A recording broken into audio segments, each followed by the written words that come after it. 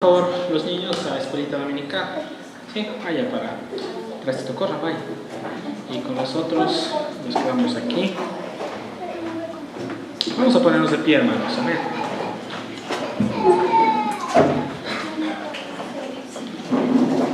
Y vamos a darle gracias a Dios por esta mañana, por la oportunidad que Él nos ha dado de estar delante de su presencia. Padre, te damos gracias en esta mañana porque tú has sido bueno con nosotros. Padre, tú no nos has consumido, Señor, y es por Cristo, Padre, porque aún quieres, Señor, que mucho de tu pueblo, Señor, se arrepienta, Señor, y vuelva a su corazón. Padre, queremos en esta mañana, Señor, pedirte que nos perdones si tal vez, Señor, hemos fallado, hemos pecado, Señor. Queremos presentarnos delante de tu presencia, Señor, con un corazón contrito, con un corazón humillado, bendito Rey. Bendito Padre, te pedimos en esta mañana que tu palabra, bendito Señor, penetre hasta lo más profundo de nuestro corazón. Señor, yo quiero sujetarme a lo que dice tu palabra, Señor, y hablar lo que tú me pusiste, Señor, en mi corazón. Padre, edifica tu iglesia, Señor. Edifícala, Padre. Pedimos en el nombre de Jesucristo que limpies los aires de este lugar, Señor. Quita todo lo que quiera interrumpir, todo lo que quiera distraer, todo lo que quiera entretener, bendito Señor. Padre, nuestras vidas, nuestro corazón, bendito Dios, te lo pedimos en el poderoso nombre de tu Hijo Jesucristo. Amén y amén. Bueno, tomemos asiento.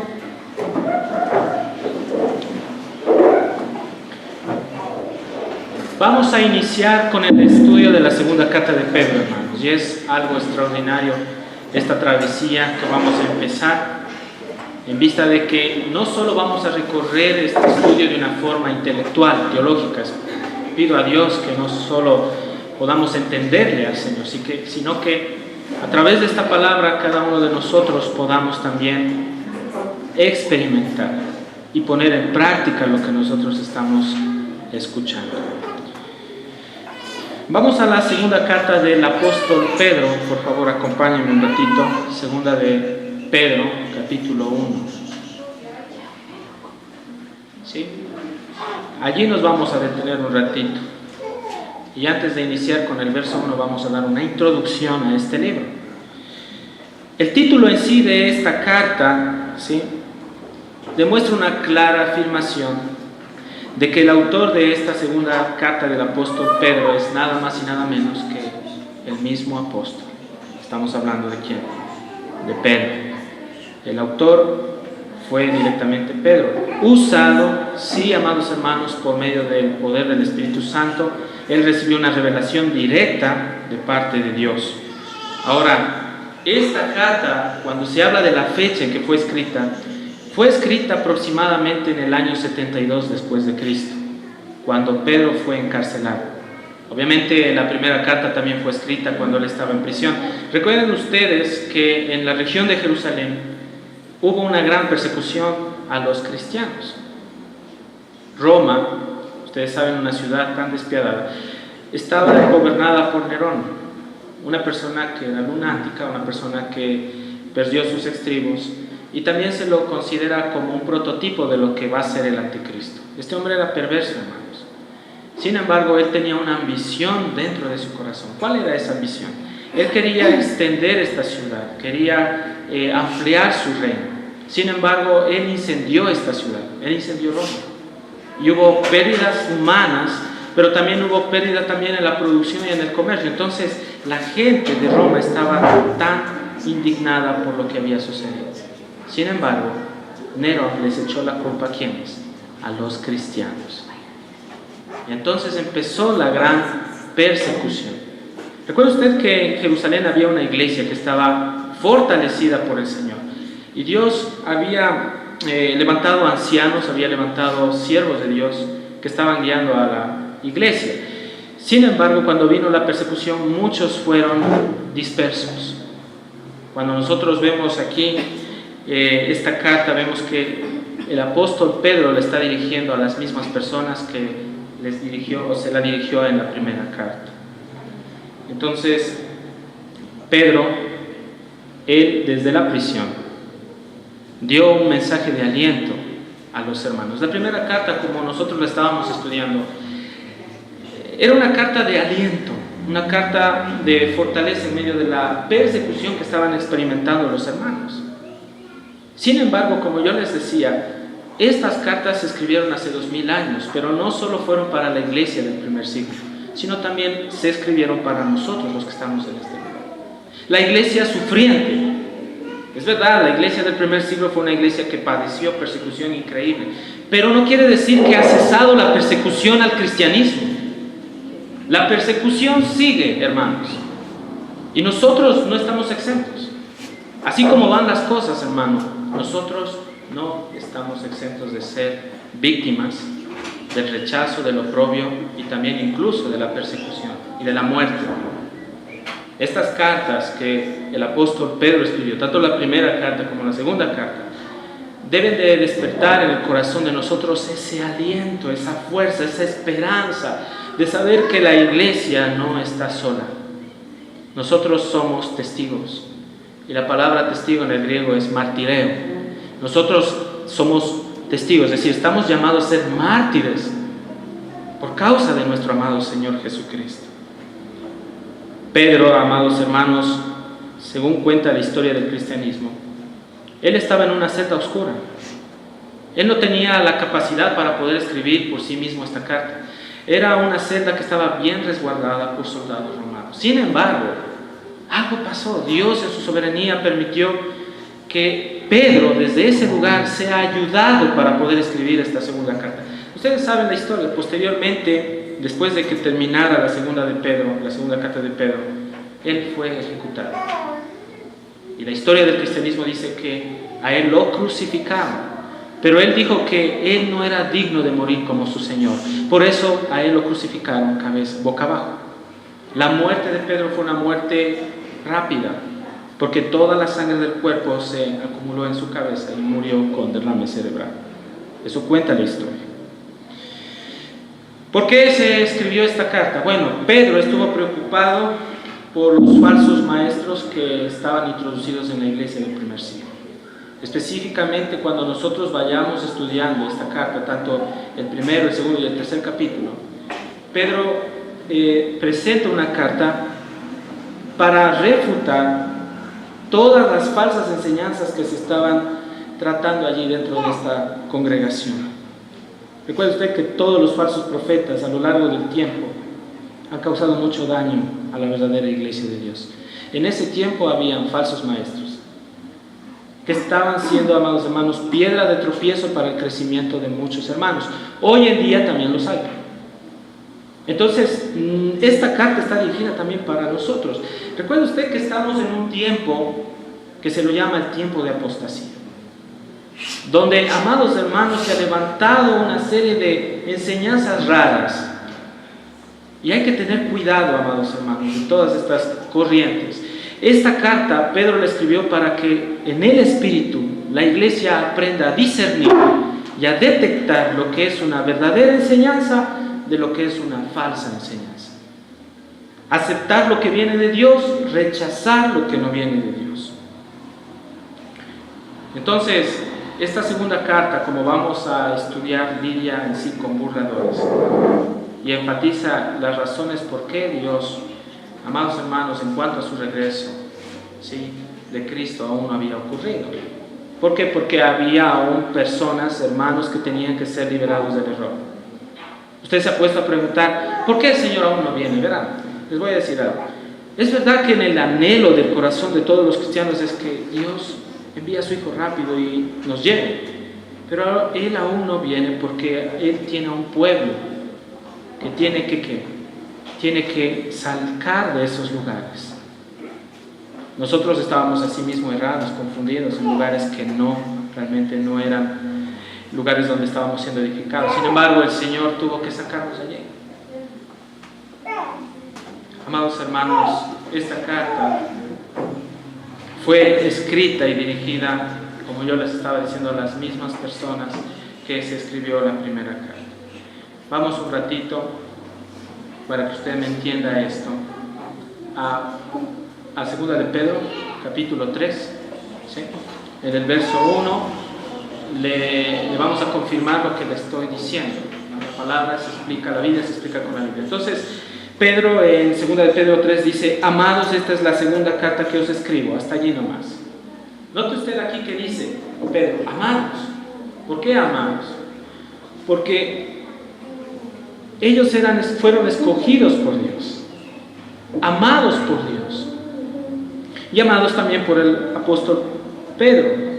Pedro estaba dirigiendo esta carta a los mismos hermanos que dirigió la primera carta. Entonces, nosotros, para poder entender hacia dónde se envió esta segunda carta, vamos un ratito atrás, a 1 de Pedro 1:1. ¿Sí?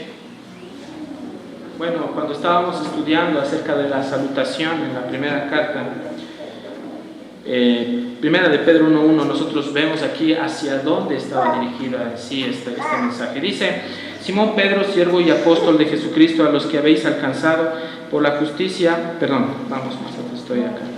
Dice: Pedro, apóstol de Jesucristo, a los expatriados. Aquí está la respuesta.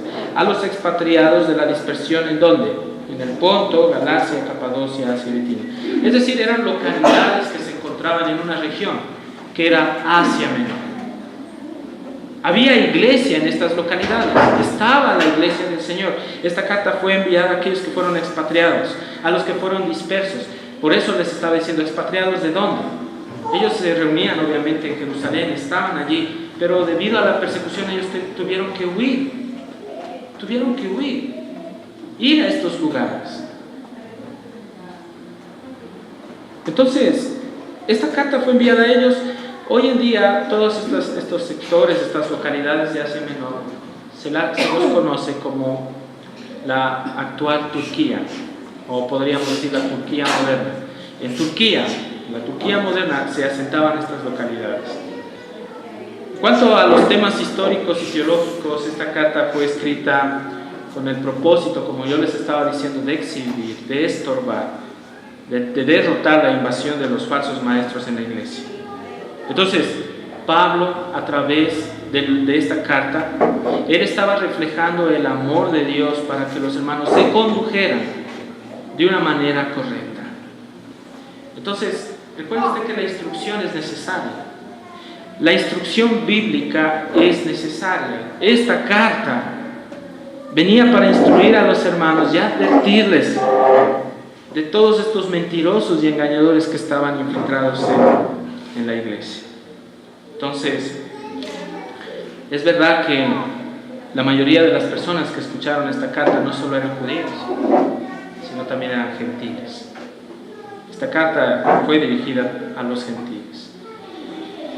Y con esta pequeña introducción, quiero que me acompañe a la segunda carta de Pedro. Vamos al capítulo 1, verso 1. Y dice el versículo 1: Simón Pedro, siervo y apóstol de Jesucristo, a los que habéis alcanzado por la justicia de nuestro Dios y Salvador Jesucristo, una fe igualmente preciosa que la nuestra. Y vamos a hablar aquí de quién es Simón, de quién era Pedro.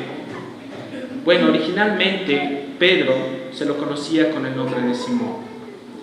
Y él era hijo de ¿quién? De Jonás. Jonás. Vamos a leer algunos versos para entender esto. Acompáñenme por favor a Mateo capítulo 16. ¿Sí? Un ratito.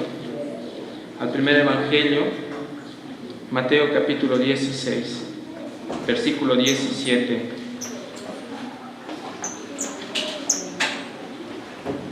Bueno, ustedes saben allí ante quién fue presentado Pedro. En el verso 17 dice, Mateo 16, verso 17, entonces le respondió Jesús y dice, bienaventurado eres Simón, hijo de Jonás, porque no te lo reveló carne ni sangre, sino mi Padre que está en los cielos. Note cómo Jesús se dirige a él. Le dice, bienaventurado eres Simón, hijo de ¿quién?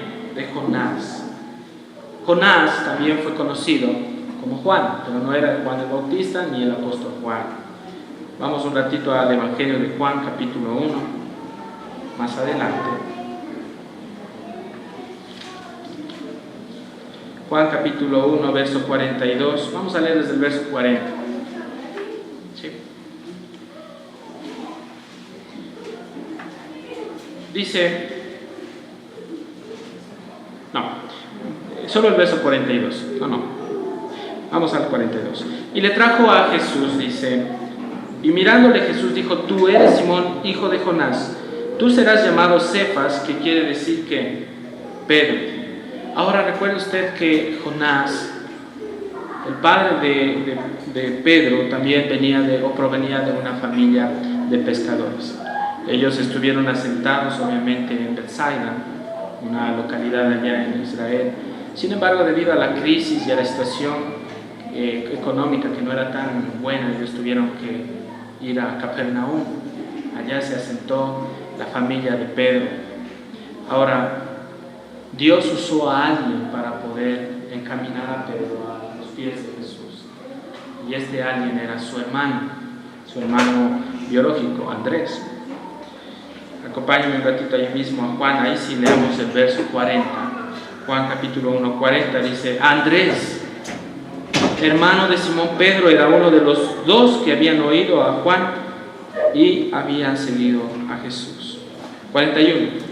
Este halló primero a su hermano Simón y le dijo: hemos hallado al Mesías, que traducido es el Cristo. Note usted que Andrés tuvo una experiencia espiritual con Jesucristo. Dios lo tomó. Una vez que Él lo tomó, ¿qué es lo que hizo Andrés? Inmediatamente Él empezó a proclamar el Evangelio. ¿A quién? A su hermano Pedro. Si nos detenemos ahí, amados hermanos, en nuestra vida, creo que algunos nos hemos familiarizado con este texto bíblico. Dios, amados hermanos, en muchas ocasiones ha usado familia para traernos a los pies del Señor. ¿Le ha pasado eso? Por ejemplo, en mi caso, Dios usó a mi hermana mayor. Dios la tomó. Ella me predicó el Evangelio, y a través de la predicación que ella hizo, Dios me tomó y yo vine a los pies del Señor. Dios puede usar, amados hermanos, a cualquier persona de sus hijos para traerlos a los pies, amados hermanos del Señor. Andrés fue uno de ellos. Por eso esto fue impactante cuando él tuvo esta experiencia personal con Jesús. La emoción y el entusiasmo de llegar donde su hermano y decirle: oye, hemos hallado al Mesías, que traducido es el Cristo. ¿Y qué es lo que hizo Andrés? Dice, lo trajo ¿a dónde? A Jesús. Recuerden ustedes que también aquí hay una enseñanza. Todo hombre de Dios, cuando predica el Evangelio, cuando habla de Jesús, ¿a dónde debe de traer a las personas? A Jesús. Nosotros los que estamos aquí en la frente predicando la palabra, traemos a las personas ¿a dónde? A Jesús. Queremos que las personas entiendan que ellos necesitan no del pastor, no del hermano que está predicando, sino ¿de quién? De Jesús. Esta fue una experiencia preciosa, amados hermanos. Pedro fue salvo. Dios lo tomó. Porque en la descripción del texto, del verso 42, dice lo siguiente: y mirándole Jesús. Oh, amados hermanos, cuando el Señor pone la mirada en un pecador, ese pecador es transformado y salvo por el poder de Dios. Jesús había puesto su atención en Pedro, y por eso Él le dice: tú eres Simón, hijo de Jonás, tú serás llamado Cefas, que quiere decir Pedro. Pedro, también de acuerdo a la historia, dice que él fue un hombre casado. Nosotros podemos ver esto, amados hermanos, en Marcos. Acompáñenme un ratito, ¿sí? Evangelio de Marcos capítulo 1, más atrás. Mateo, Marcos, Lucas, Juan. Marcos está después del Evangelio de Mateo. Marcos capítulo 1, verso 29. Dice la Escritura lo siguiente: al salir de la sinagoga vinieron a casa de Simón y Andrés con Jacobo y Juan, Y el verso 30 demuestra que él sí fue casado. ¿Por qué? Porque, recuerdan ustedes, Jesús entró a la casa de Pedro y ahí estaba ¿quién? Su suegra. Y dice, y la suegra de Simón estaba acostada con fiebre. Y enseguida le hablaron de ella. Entonces él se acercó y la tomó de la mano y la levantó e inmediatamente le dejó la fiebre y ella le servía. Miren, amados hermanos, si usted se da cuenta, la suegra de Pedro fue una mujer tomada por el Señor. Era una sierva de Dios. Y también se describe, amados hermanos, en algunos estudios teológicos, que la suegra de Pedro fue una mujer que guió a la esposa de Pedro a los pies del Señor. Probablemente la esposa de Pedro también fue una mujer que acompañó en las misiones a este apóstol. Por eso, amados hermanos, qué precioso es ver cuando en matrimonios la esposa apoya a su esposa en el ministerio. Hay mujeres así, y una de ellas era la esposa de Pedro. Esta mujer fue una mujer que acompañó en los viajes misioneros a Pedro.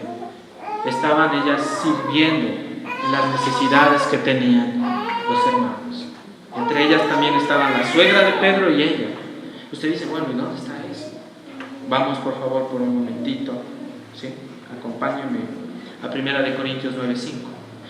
Pablo, él describe directamente el derecho que tiene un apóstol en esta parte de aquí del texto. 1 Corintios 9:5, vamos más adelante, ¿sí?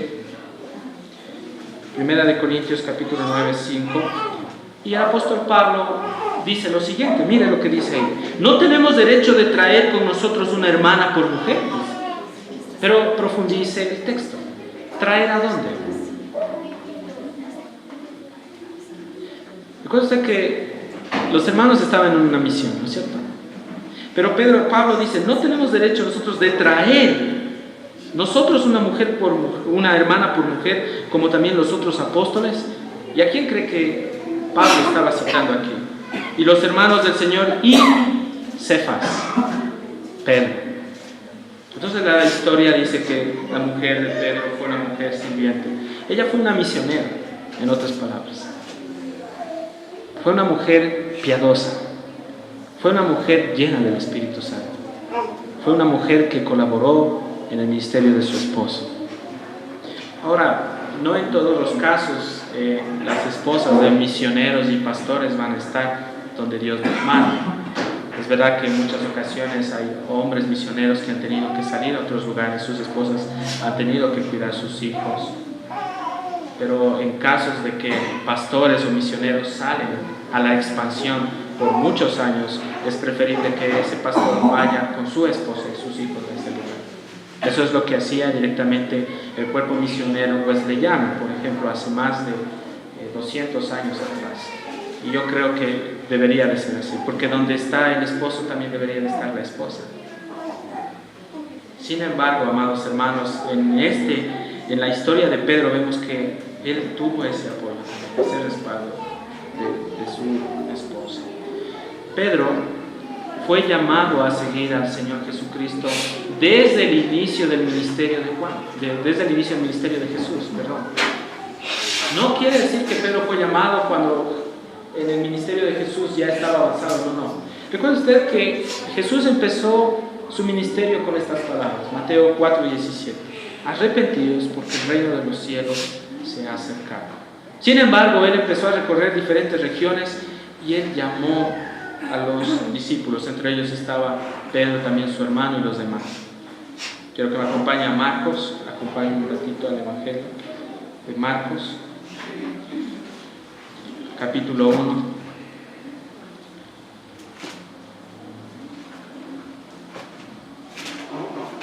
Verso 16, y la palabra del Señor dice lo siguiente: andando junto al mar de Galilea. ¿Quién estaba andando junto al mar de Galilea? Jesucristo. Dice, vio a Simón y a Andrés su hermano que echaba la red en el mar porque eran pescadores. Y les dijo Jesús, venid en pos de mí y haré que seáis pescadores de hombres. Y dejando luego sus redes, le siguieron. Pasando de allí un poco más adelante vio a Jacobo, hijo de Zebedeo, y a Juan, su hermano también. Dice, ellos en la barca que remendaban las redes. Y luego los llamó, y dejando a su padre Zebedeo en la barca con los jornaleros, le siguieron. Pedro tenía una actividad, y era la pesca. Él era pescador juntamente con su hermano. Pero en ese momento, cuando Dios lo llamó, él dejó su actividad y se fue primeramente a buscar qué. Se fue primeramente al Señor y a hacer lo que Dios le agradaba. Por eso Jesús, amados hermanos, cuando Él hablaba estas palabras en Mateo, y Él les decía, más buscar primeramente el reino y lo demás será añadido. Los discípulos, especialmente Pedro, ellos tenían claro esta situación. Recuerde usted que todos los que estamos aquí hemos también recibido un llamado de parte de Dios. Dios nos ha llamado. Y estamos aquí porque Él nos ha llamado. Sirviéndole, queriéndole agradar, queriendo esforzarnos por ser mejores creyentes en la gracia del Señor. Recuerde que Pedro no quiere decir que él dejó de hacer esta actividad, porque más adelante usted mira que él con los demás discípulos también pescaban. ¿Con quién? Con Jesús. Y cuando la pesca, hermanos, la realizaban con Cristo, era más provechosa. Hay una enseñanza aquí, amados hermanos, lo que estamos viendo acerca de Simón Pedro. Para nosotros esta enseñanza es que Dios, cuando nos llama, no está diciendo que dejemos de trabajar, no está diciendo que dejemos de cuidar por nuestro hogar. Lo que Él está diciendo es que primero pongamos a Dios en primer lugar en nuestras vidas, por sobre todas las cosas. Pedro fue un hombre que puso en primer lugar a Cristo por sobre encima de su hogar, por sobre encima de su esposa, por sobre encima de su suegra, por sobre encima de su labor como pescador. Primero fue Cristo. Y eso también debe de ser, amados hermanos, el anhelo y el deseo de cada uno de nosotros. Mi pregunta en esta mañana, y respóndase usted en su corazón: ¿lo primero para usted es realmente Cristo? Jesús le dijo, venid en pos de mí y haré que seáis pescadores de hombres. Y luego dice, dejando luego sus redes, le siguieron.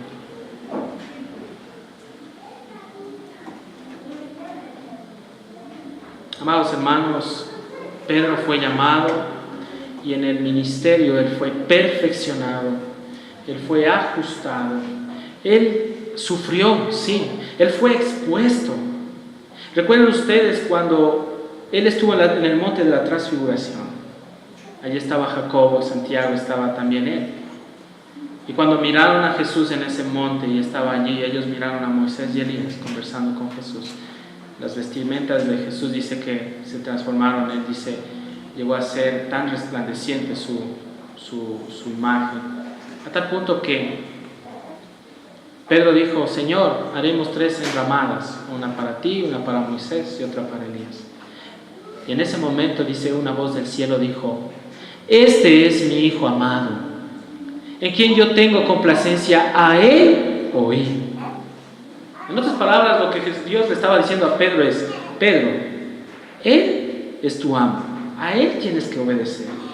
Y a los demás discípulos, allí estaba Santiago, estaba Juan, les estaba diciendo que escuchen primero a quién, a Cristo.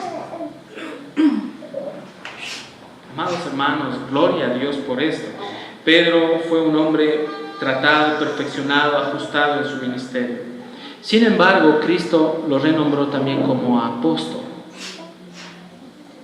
Mateo capítulo 10, por favor, vamos un momentito más atrás. Mateo capítulo 10, verso 1, la escritura dice lo siguiente.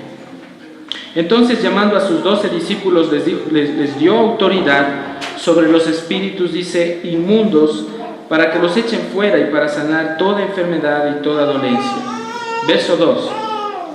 Los nombres de los 12 apóstoles son estos. Primero, ¿quién? Simón, llamado Pedro, y Andrés su hermano, Jacobo hijo de Zebedeo y Juan su hermano. En la lista, desde el inicio estaba Pedro, Simón. Este llamado apostólico que Cristo les hizo fue única y exclusivamente para ellos. Ya hoy en este tiempo ya no hay, amados hermanos apóstoles, y vamos posteriormente a explicar esto. Entonces, aquel que Cristo había llamado en el griego Pedro y en el arameo Cefas, que quiere decir piedra, roca, fue un hombre que estaba escribiendo una carta ya en su madurez. Recuerde, no solo era maduro espiritualmente este hombre, sino también en edad. Un hombre tratado, experimentado, un hombre, amados hermanos, que sufrió, un hombre que tenía las marcas de Cristo en su cuerpo, en su vida. Fue usado por Dios para escribir esta segunda carta. No era un neófito, hermanos, no era una persona nueva en el ministerio, era un hombre que tenía peso, hermanos, espiritual, peso. El Señor escogió a este hombre para darnos ahora a nosotros lecciones preciosas. A lo largo de todos los 4 evangelios, usted mira, allí sobresale, amados hermanos, Pedro, aquel que tenía un carácter fuerte, un temperamento duro, porque esta palabra roca hace alusión también a su carácter. Pedro, amados hermanos, era un hombre terco, duro, y Dios tuvo que tratar durante su ministerio su terquedad, su dureza, su rudeza. Él tuvo que pasar por el fuego de las pruebas. Por eso cuando leíamos la primera carta de Pedro, recuerdan ustedes cuando él dijo, no sorprendáis por el fuego de prueba que viene sobre nosotros, como si algo extraño os aconteciese. ¿Por qué? Porque él estaba pasando esto, estaba pasando por el fuego refinador y purificador de las pruebas. Y Dios a este hombre lo llevó a ser un hombre que reflejaba, amados hermanos, a Cristo. Pedro tuvo experiencias vivas y reales con nuestro amado Señor Jesús. Él fue usado, obviamente, para escribir esta epístola magistral que vamos a estudiar. Volviendo a 2 de Pedro 1, Simón Pedro. ¿No? Ahora usted dice, pero ¿cómo es que él pudo escribir esta carta? Y le voy a explicar. Cuando él estaba encarcelado, tal como le estaba diciendo, él estaba imposibilitado. Entonces, la historia del cristianismo dice que él estaba en sus manos con cadenas, encadenado tanto sus manos, sus pies. Pero lo bueno es que Dios no permitió que su boca, amados hermanos, sea tapada. Dios le dio la revelación directa a este hombre. Y hubo otro misionero que arriesgó su vida y fue usado por Dios para poder entrar a la celda de Pedro. Este era Silvano. Y Silvano fue el secretario de Pedro. Pedro le estaba dictando a Silvano lo que él había recibido directamente de Dios. Silvano es también conocido como Silas. Usted sabe que Silas fue un misionero. Cuando usted lee Hechos de los Apóstoles, allí mira a Silas entre los ancianos, entre los principales. Un hombre que tenía amor, pasión por las cosas de Dios. Un hombre que también fue profeta. Fue compañero en misiones de Pablo. Este hombre, amados hermanos, entró allí a la guardia. Y él, amados hermanos, arriesgándolo todo, escribió lo que Dios le había dado al apóstol Pedro. Sin embargo, la historia cuenta que Silvano entraba cubierto, tapado, ¿sí?, para que no sea visto, reconocido como uno de los siervos del Señor. Es verdad que también más adelante él fue mártir también por causa de la justicia. Simón Pedro, siervo. Esta palabra siervo en el griego quiere decir doulos Y se la aplica en el Nuevo Testamento para referirse a ¿qué? A un esclavo. Cuando Pedro está diciendo siervo, él está usando este término, amados hermanos, para describirse como un hombre que no tiene derechos, que le pertenece a alguien. Y él era propiedad ¿de quién? De Cristo Jesús. Pedro fue un hombre comprometido y él se comprometió de una forma voluntaria a servir al Maestro. Y aquí nosotros también sacamos una enseñanza para la iglesia. Todos los que estamos aquí, todos los hijos de Dios, hemos sido llamados para servir. Usted aquí en la tierra no está para otra cosa, sino para servir al Señor. Y nuestro servicio, al igual que Pedro, debe ser un servicio voluntario. Y cuando le digo voluntario, quiere decir un servicio desinteresado. Nosotros debemos entender que hay alguien, amados hermanos, que nos compró. Hay alguien que nos compró. Venimos ante el Señor porque lo amamos. Servimos al Señor porque le damos reverencia, porque Él nos dio su vida. Y lo hacemos, amados hermanos, desinteresadamente. El apóstol Pablo, al igual que Juan, ellos también, como Pedro, se consideraron siervos, esclavos de Cristo. Esclavos de Cristo. Tito capítulo 1:1, acompáñenme un ratito más atrás. Y la escritura dice en Tito 1:1, dice, Pablo también se consideraba esclavo del Señor, siervo de Dios. Esta palabra es esclavo de Dios y apóstol de Jesucristo conforme a la fe de los escogidos de Dios y el conocimiento de la verdad que es según la piedad. Gálatas, vamos un momento a Gálatas. Gálatas capítulo 1.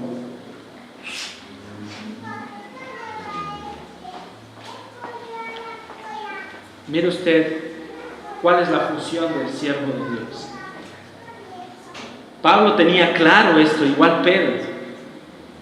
Y en el verso 10 dice, pues ¿busco ahora el favor de los hombres o el de Dios? ¿O trato de agradar a los hombres? Pues si todavía agradara a los hombres, no sería ¿qué? Esclavo de Cristo. Oh, amados hermanos, por eso el esclavo de Cristo no está llamado a agradar a los hombres, sino ¿a quién? A Dios. Y si por agradar a Dios, amados hermanos, usted desagrada a los hombres, ¿qué importa que el hombre le rechace? Lo importante es que Dios lo apruebe, hermanos. Lo importante es que todo lo que hagamos para Él sea aprobado por Él.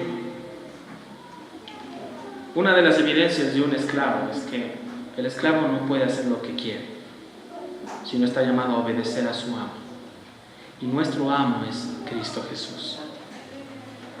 Usted sabe que en el tiempo de antes, la palabra Señor también se decía en el griego Kurios, y se la usaba para referirse a ¿quién? A alguien con una dignidad grande. Por ejemplo, en Roma, recuerden que al César o al emperador le decían el Kurios, el Señor. Ellos tenían un falso Dios, los romanos. Sin embargo, los emperadores tenían esclavos a su servicio. Estos esclavos, ¿sí?, cuando les servían de una manera correcta al Kurios, el Kurios también los recompensaba y les daba cierta clase de derechos. Sin embargo, cuando los esclavos se rebelaban ante el Kurios, ¿qué pasaba? La corrección a los esclavos era severa, era terrible. ¿Usted cree que si Cristo nos tomó a nosotros como esclavos y si nosotros le desobedecemos, cree que Dios nos va a dejar tal como estamos? Yo creo que no. Si nosotros no nos sometemos a Él, si no le obedecemos, vendrá la corrección. Y Él tiene todo el derecho, amados hermanos, sobre usted y sobre mí, porque somos propiedad del Señor. Es más, quiere que le diga algo, usted no se pertenece a usted mismo. Usted no es dueño de su destino. Usted no es dueño de su vida. Cristo es dueño de su vida. Cristo es dueño de su destino. A Él le pertenecemos, amados hermanos. Y debemos ser conscientes de la presencia de nuestro amo celestial en todo lo que nosotros hacemos. Esa era la terminología que se estaba usando aquí. El apóstol Pedro estaba diciendo: yo soy siervo, y de esa posición yo no subo. Es decir, él era esclavo y siguió siendo esclavo, hermanos. Y la actitud de un esclavo es que también, amados hermanos, Pedro, él demostró humildad en el servicio a Dios. Recuerde usted que un siervo de Dios, un verdadero hijo de Dios, y cuando digo siervo de Dios, por favor, no se ponga en su cabeza solo los que predicamos la palabra. Son ustedes los que están ahí sentados también escuchando el mensaje. Son siervos. Somos todos aquí siervos, llamados a servir al Señor. Amados hermanos, este siervo reflejó una humildad genuina. ¿Usted sabe que la humildad también se puede fingir? Sí. Hay muchos que fingen humildad. Pero sin embargo, una de las evidencias de este esclavo era que era humilde. Su humildad era sincera, genuina. Un hombre maduro espiritualmente, mientras más crece en el Señor, más humilde se vuelve, hermanos. Le voy a hacer una pregunta. ¿Usted cree que también en las iglesias hay cristianos arrogantes y orgullosos? ¿Qué piensa usted? ¿Sabe por qué? Porque son niños espirituales. ¿Usted piensa que Pedro, cuando él empezó, era ya humilde? No. Amado hermano, Pedro no era humilde, era terco, era prepotente. Cuando arrestaron a Pedro, recuerda que cogió una espada y le voló la oreja a Marco. ¿Qué reflejó allí? Amado hermano, era violento, era prepotente. Pero Dios trató con el carácter de él. Y gloria a Dios, porque también si Dios nos tomó al igual que Pedro, también Dios va a tratar con nuestra vida y nuestro carácter. Pedro fue un esclavo obediente a Jesucristo. Le hago acuerdo a algo. Nosotros, la iglesia, hemos sido comprados como esclavos por medio de la obra que Cristo realizó en la cruz. Cuando Jesús murió en la cruz y derramó su sangre, Dios nos compró con un precio tan alto, incalculable, hermanos. Ningún hombre pudo haber hecho lo que Cristo hizo, hermanos. Y Él nos compró con precio de sangre. Y también, aparte de eso, Él nos selló con el Espíritu Santo, diciendo: ustedes y yo somos propiedad de Él. Cuando Él nos selló, quiere decir pasamos a ser propiedad de Él. Ya no nos pertenecemos a nosotros mismos. Entonces, el esclavo obedece, no tiene otra opción. Estamos llamados a obedecer. Y le obedecemos sin excusas, sin pretextos, hermanos. El esclavo no tiene derechos, sino Dios tiene derechos sobre ese esclavo. Y él dice: Simón Pedro, siervo, y dice aquí, y apóstol. Note aquí que el apóstol Pedro no está diciendo Simón Pedro apóstol, porque él no era jactancioso, como ciertos falsos pastores hoy en día hay. Les dicen hermano, no les gusta que les digan hermano, les fastidia, tienen que decirles pastor. Dígame pastor, usted no tiene que decirme hermano. Pero se da cuenta el ejemplo que Pedro nos está dejando a nosotros. Él primero dice: yo soy un esclavo y he de seguir siendo esclavo. Sin embargo, Dios a él lo estableció como apóstol. Y él tenía que decirlo, obviamente, pero no era por vanidad. Era por esa confirmación, ese llamado que el Señor le hizo también como apóstol. Dice Simón Pedro, siervo y apóstol. ¿Y apóstol de quién? De Jesucristo. La palabra apóstol quiere decir uno que ha sido enviado. Y en el Nuevo Testamento esto se lo aplica para referirse a ¿quiénes? A 12 hombres que Dios escogió. 12 hombres. Ya no hay más apóstoles, hermanos. Ya no. Dios escogió a 12 hombres. Marcos, acompáñenme un ratito. Evangelio de Marcos, capítulo 3.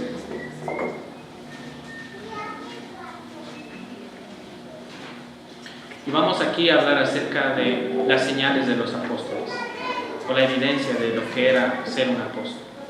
Marcos capítulo 3, verso 13, la escritura dice: después subió al monte y llamó, dice así, a los que él quiso y vinieron a él. Verso 14, y estableció a 12 para que estuviesen con él y para enviarlos a predicar, y que tuviesen autoridad para sanar enfermedades y para echar fuera demonios.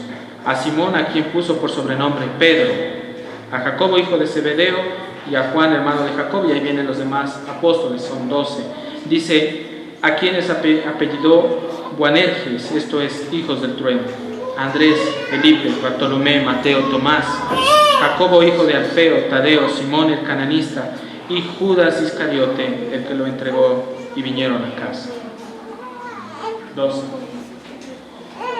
Recuerda usted que uno de las evidencias o de las características del llamado de un apóstol era simple, una y la más importante. Para ser apóstoles, ellos tenían que ser testigos oculares de Cristo Jesús, haber caminado con Jesús, ¿sí?, y haber estado con Él, y también ser testigos de la resurrección de Cristo Jesús.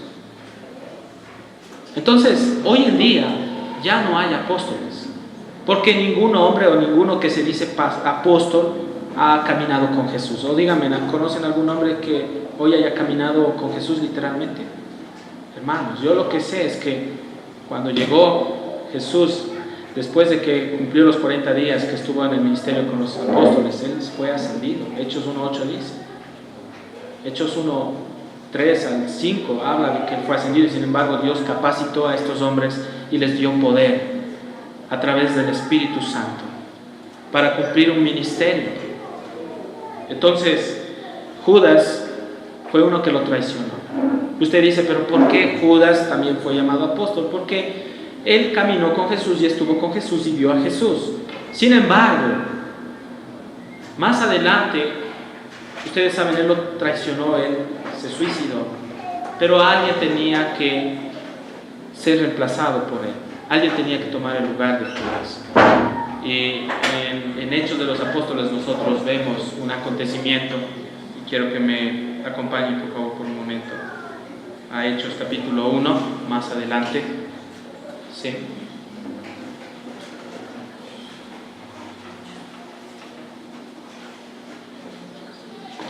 Hechos, el libro de los Hechos, Hechos de Cristo es, ¿no? Porque habla de Cristo igual, lo que le llaman Hechos de los Apóstoles. Hechos capítulo 1, verso 15. Bueno, y allí estaban reunidos en la iglesia en Jerusalén los ancianos para elegir ¿a quiénes? A hombres temerosos de Dios, de buen testimonio, para la obra del ministerio. Y desde el verso 15 dice: en aquellos días Pedro, hablando de Pedro, se levantó en medio de los hermanos, y reunidos eran como 120 en número, y dijo: varones hermanos, era necesario que se cumpliesen las escrituras en que el Espíritu Santo habló antes por boca de David acerca de Judas, que fue guía de los que prendieron a Jesús, y era contado con nosotros y tenía parte en este ministerio. Note, aquel ministerio a que se refería Pedro era aquel, al apostolado. Este pues, dice, con el salario de su iniquidad adquirió un campo, y cayendo de cabeza se reventó por la mitad, y todas sus entrañas se derramaron. Y fue notorio a todos los habitantes de Jerusalén, de tal manera que aquel campo se llama en su propia lengua Aceldama, que quiere decir campo de sangre, porque está escrito en el libro de los Salmos: sea hecha desierta su habitación, y no haya quien more en ella, y tome otro su oficio. Es necesario pues que de estos hombres que han estado juntos con nosotros todo el tiempo que el Señor Jesús entraba y salía de entre nosotros, comenzando desde el bautismo de Juan hasta el día en que de entre nosotros fue recibido arriba, uno se ha hecho testigo con nosotros de su resurrección. Por eso le estoy diciendo, para ser apóstol tenía que ser testigo ocular de Jesús. ¿Y a quién eligieron? Vamos viendo más adelante. Y señalaron a 2, a José llamado Barsabás, que tenía por sobrenombre Justo, y a Matías. Llorando dijeron: tú, Señor, que conoces los corazones de todos, muestra cuál de estos dos has escogido para que tome la parte de este ministerio y apostolado, de que cayó Judas por transgresión para irse a su propio lugar. Entonces, aquí, Matías y también José fueron testigos presenciales de la resurrección del Señor. Por eso Matías reemplazó a Judas y él fue apóstol, enviado también por el Señor Jesucristo. Cuando usted habla de Pablo, entonces usted dice: pero y Pablo también él es llamado apóstol. ¿Por qué él es apóstol? ¿Quiere que le diga por qué él es apóstol? Apóstol Pablo es porque en Hechos 9, ustedes saben que antes de ser Pablo era que Saulo de Tarso, aquel que perseguía a la iglesia y estaba con cartas camino hacia Damasco. Sin embargo, Jesús se le apareció físicamente y visiblemente a Pablo. Por eso él también fue llamado apóstol. Pero de allí ya no hay más apóstoles. Una de las señales del ministerio apostólico, tal como nosotros lo estábamos viendo en Marcos 3:13, ¿sí?, dice lo siguiente: que Dios les dio a ellos capacidad o poder para hacer ¿qué?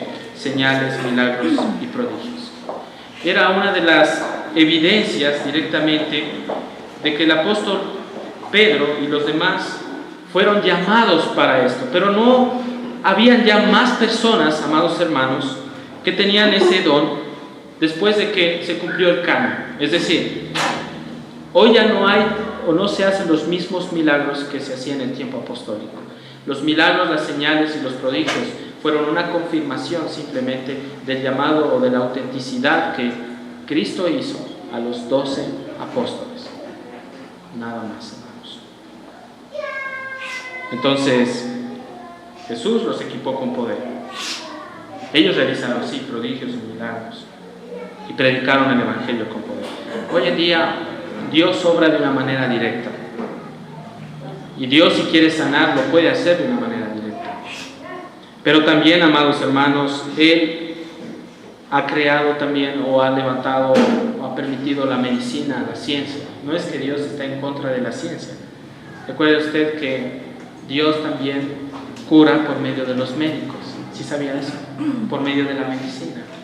Dios permite que haya médicos, también permite que haya medicina, haya antibióticos para curar ciertas enfermedades. Si nos metemos a explicar este tema, amados hermanos, es algo un poquito extenso, pero yo quiero que entienda que ya apóstoles hoy en este día no lo hay. Pedro fue uno de los llamados apóstoles. Amén. Amén. Entonces él fue exclusivo, Pedro. Tuvo un llamamiento divino y fue comisionado a testificar de la resurrección de nuestro Señor Jesucristo. Simón Pedro, siervo y apóstol de Jesucristo, y dice allí, en 2 de Pedro 1, estamos aquí: a los que habéis alcanzado, dice. Recuerden que esta carta, cuyos destinatarios de esta carta eran los hermanos, como yo les explicaba, que estaban expatriados en ese momento. Estaban allí dispersos en Asia Menor. Y ¿sabe algo? Esta carta también hoy en este día ha sido dirigida para nosotros. 2000 años, hermanos, han pasado, pero esta carta sigue en pie. Es la palabra de Dios, es viva, es eficaz. Cuando Pedro está diciendo aquí: a los que habéis alcanzado, cuando hablamos de alcanzar, se refiere a obtener algo por suerte. Lo que Pedro está diciendo aquí es que nosotros no hemos buscado primero a Cristo. Nosotros no queríamos saber nada de él ni de sus asuntos. ¿Por qué? Porque el ser humano sin Cristo no busca a Cristo, hermano. Romanos 3:10 dice: no hay justo ni aun uno, no hay quien entienda. Todos se desviaron, todos se hicieron a una inútiles. No hay quien busque a Dios. Esa es la condición del hombre sin Cristo. Pero gloria a Dios porque Él nos alcanzó a nosotros. Él nos tomó a nosotros, hermanos. El ser humano no puede venir a Cristo por su propia cuenta. ¿Por qué? Porque Dios tiene que intervenir de una forma sobrenatural en el corazón del hombre. Si Dios no le da vida a ese hombre, es difícil que ese hombre tenga deseo e inclinación por las cosas de Dios. Yo publiqué incluso un comentario en Facebook. Y es verdad, amado hermano, los verdaderos hijos de Dios, los que tienen el Espíritu Santo, tienen un deseo ardiente en su corazón por buscar de Dios. Lo contrario, simplemente es una mera pantomima. Y el hombre sin Dios, dentro de su carácter, su conducta, trata de alejarse más y más de Él. Usted sabe que el hombre que no tiene a Cristo, no es que busca a Cristo, sino se aleja más y más de Él. Pedro lo que estaba diciendo a los que habéis sido alcanzados, Pedro estaba diciendo, ustedes fueron tomados por Jesús. Esta carta fue enviada para aquellos que han sido tomados por Jesús. ¿Y cuántos tomados por Jesús hay aquí, hermanos? Y le damos gracias a Dios. Gracias porque Él nos alcanzó primero. Amado hermano, ni nuestros méritos, ni todo lo que hagamos, ni nuestras obras sirven para que nosotros seamos justificados delante de Dios. Bastó una obra, y la obra fue el sacrificio de su Hijo Jesucristo en la cruz y su resurrección para que nosotros hoy estemos aquí.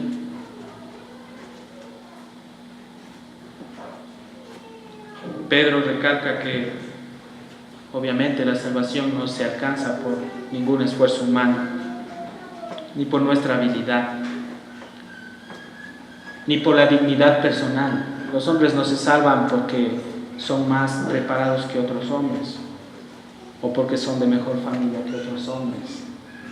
Recuerde usted que para Dios no hay acepción de personas. Simón Pedro, siervo y apóstol de Jesucristo, a los que habéis alcanzado por la justicia de nuestro Dios y Salvador. Todos nosotros como creyentes gozamos de ese don precioso que es la salvación. Amén. Gozamos, hermano. O usted no está disfrutando, hermanos, de ese regalo que Dios nos ha dado. Pero para poder disfrutar de ese gozo en Cristo, de la salvación, Dios tuvo que hacernos justicia, amados hermanos. Y Dios nos salvó porque hubo alguien que vino y murió por nosotros.